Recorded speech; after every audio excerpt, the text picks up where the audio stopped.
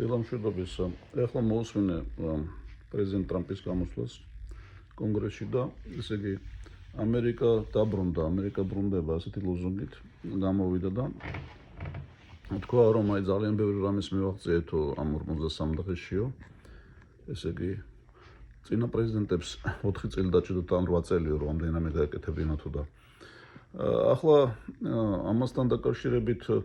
მე ჯერ ერთი და ბევრი რამე დააბრალა, ესე იგი წინა პრეზიდენტს რა თქმა უნდა ეს ხშირად ამბობს ამას რომ ბაიდენის ბრალია ძალიან ბევრი რამე და მე ამასთან დაკავშირებით ახლა გავიხსენე და შევხედა იმ კადრებს, როცა პრეზიდენტი ბაიდენი მოვიდა ხელისუფლებაში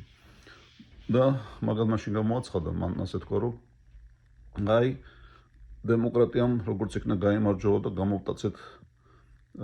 დაყოფას ამერიკაო რა მაშინ ასე განაცხადა. აქეთ უკვე სულ საპირისპირო რიტორიკა ეს რაღაცა უკვე არ არის მთლად ნორმალური, იმიტომ რომ საქართველოში რა პროცესებიც არის, იმაზე უარის იმას სიტუაციას ქმნის რაღაცა ერთმანეთის გადაბრალებები და აი გადავარჩინეთ, აი მარტო ჩვენ გადავარჩენთ, რა ეს ძალიან გასაკვირია ამ ხალხ ქვეყნისთვის და ყოველ შემთხვევაში ახლა ორ სამ მომენტზე გავამახვილებ ყურადღებას. ჯერ ერთი კონკრეტულად ახლა იმას ესეთი სოციალურ პრობლემებზე არ ვლაპარაკია, მაგრამ მე დემოკრატების პასუხში გამოვიდა სენატორი ქალბატონი მან ასე თქვა რომ ესე იგი ფასები ძალიან გაიზრდებაო ახლა მაგრა და გაიზრდებაო და არაფერი ძალიან uncertain გაურკვეველი სიტუაციაში ვართო ახლა ჩვენაო მოკლედ რაღაც გარდამავალი ეპოქა არისო და ესეთი რაღაცეები რა რაც ალბათ მართალიც არის და მე ერთი რამე მინდა ვთქვა რომ ესე იგი პრეზიდენტ ტრამპმა განაცხადა რომ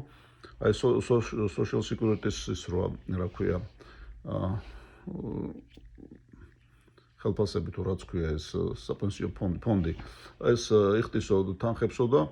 ძალიან ბევრი ხალხიაო დარეგისტრირებული რაღაცა 100 წლის, 120 წლის, 140 წლის ჩამოთვალა ერთი 10 წუთი ყვებოდა და რამდენიმე 150 წლის არისო და 1-2 რაღაცა 350 წლის თუ 340 არისო და ეს ახლა რა ვიცი არანაირად არ გავს სიმართლეს, იმიტომ რომ 350 წლის კაცი რეგისტრირებული ესე იგი რა ეს ამერიკის შეერთებული შტატები არ იყო მაშინ შექმნილი და ბრიტანეთის იმპერიის ვიღაცა მოსახლეზე ლაპარაკი თუ რა ვიცი თუ ესპანეთის იმპერია იქ როცა ესპანეთის ზონა იყო ან საფრანგეთის გაურკვეველია, მაგრამ ყოველ შემთხვევაში მაგაზე ასეთი პასუხი ნახე მე ფორუმებში რომ ეს ხალხიო არისო იქ რაღაც კატეგორიები ვინც რეგისტრირებულია, მაგრამ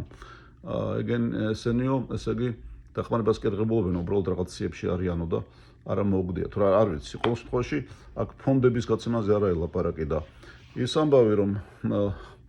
პრეზიდენტი ტრამპი ამბობს რომ აი social security-ის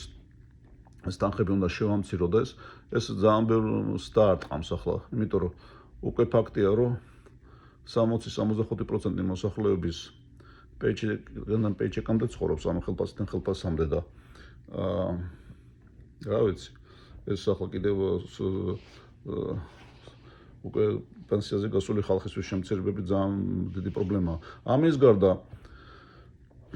კიდევ ერთმა დემოკრატმა იქ მოусმინე გამოაცხადა რომ Medicaid ეს ჯანმრთელობის დაზღვევის ფონდების შემცირება უნდათ რომ თითქმის $1 ტრილიონი და ეს კიდევ დიდი პრობლემა იქნება, იმიტომ რომ ექიმთან მისვლა ახლა დიდი პრობლემაა, ძალიან ძვირია და ხალხი ვეღარ მოახერხებს ამასაც. რა ვიცი, ესეთი ზოგადი სიტუაციაა და იმედია რომ უკეთესობისკენ წავა საქმე.